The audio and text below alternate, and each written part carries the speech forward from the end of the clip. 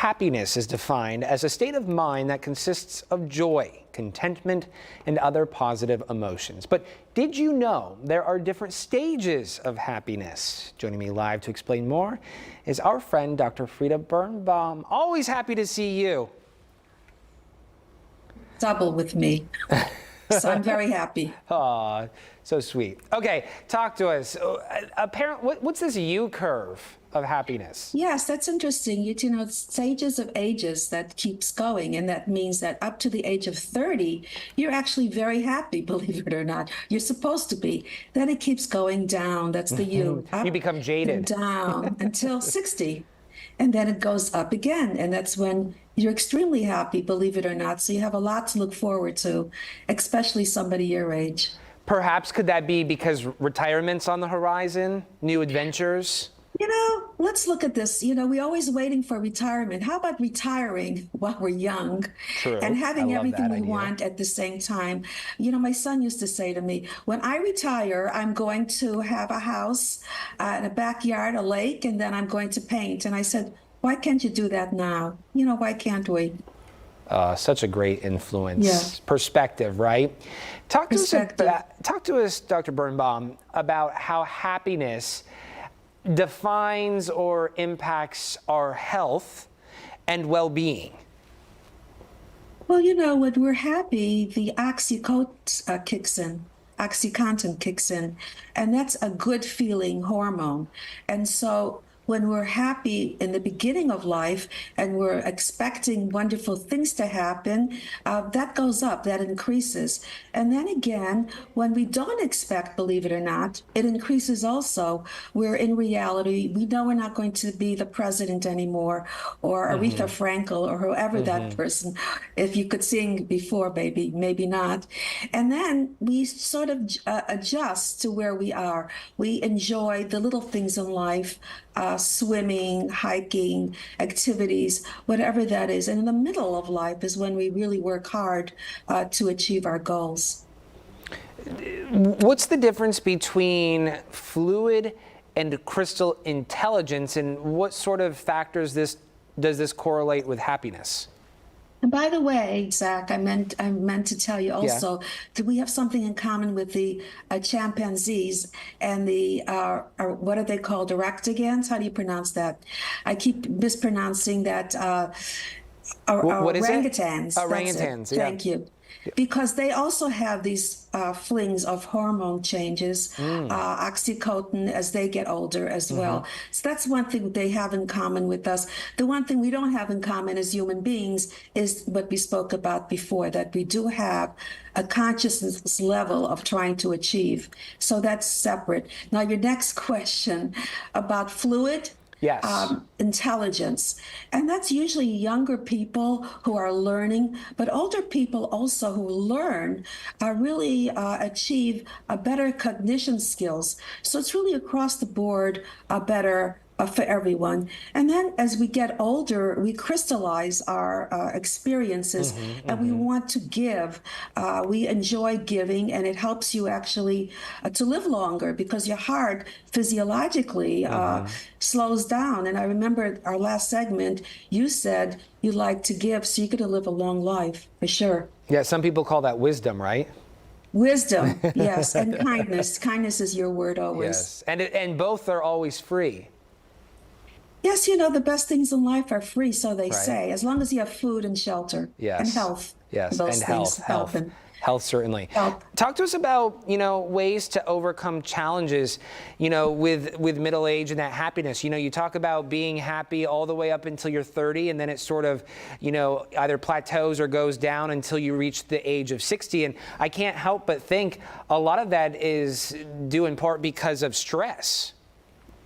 Yes, you know, we put such significance in our everyday lives, and then we forget about it. You know, think about yourself 10 years from now. Are you really going to remember who called, who didn't call, what dress you wore, how much you paid for something? Yeah. Not really. It's the relationships that you remember.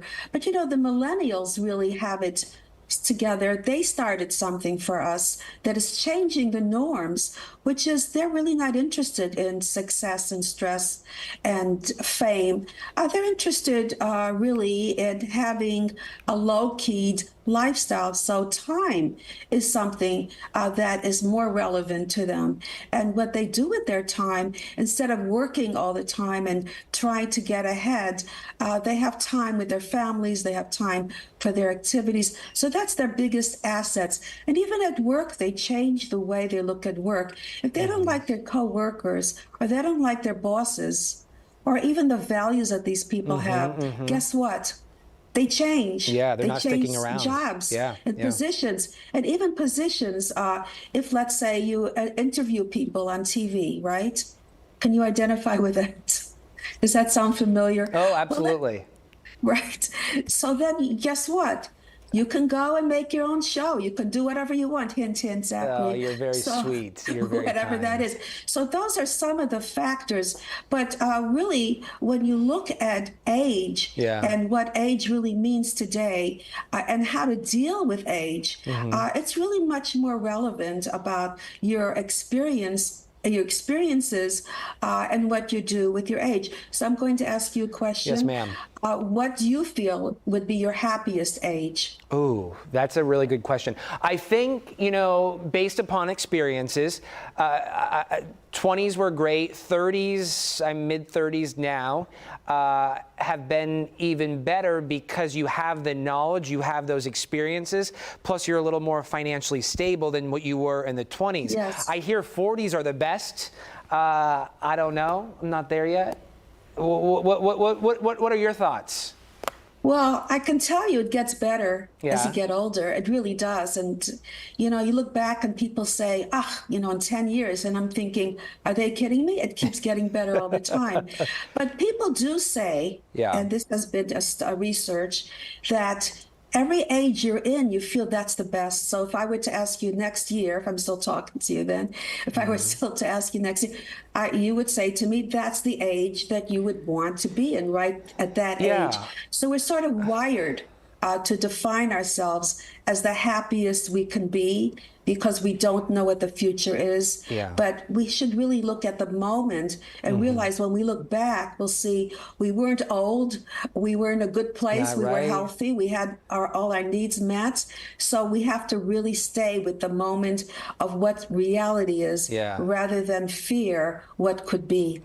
Being present, that's a struggle that I have almost every day. I have to remind myself to be present. I do struggle with age. I have to remind myself that age is just a number, and it's not so much. Come on, wait a minute. You're struggling with age? How's that possible? No, and it's not so much me personally, but it's those around me. Like, my parents, I'm extremely close with both my parents. Yes. And so to see them get older, they're still very physically active and involved and engaged, but to see time take a toll on those around me and knowing that I'm next, right? So being present is something that I constantly remind myself, and that age is just a number.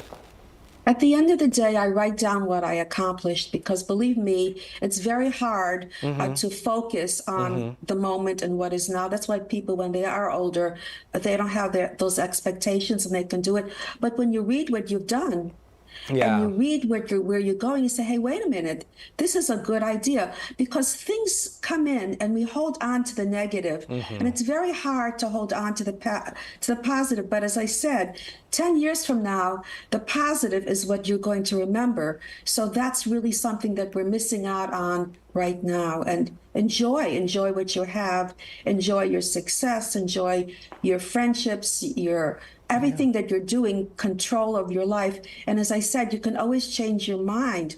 You can have a different position. You can have a different relationship, whatever that is. But we have to be able to say to ourselves, we know what we want to do and then do it, because a lot of people, they don't even know what they want. And that's an issue. Yeah, no time like the present. Always happy to talk Yes. with you. Love you. Dr. Birnbaum, You're the until best. next time, see you soon.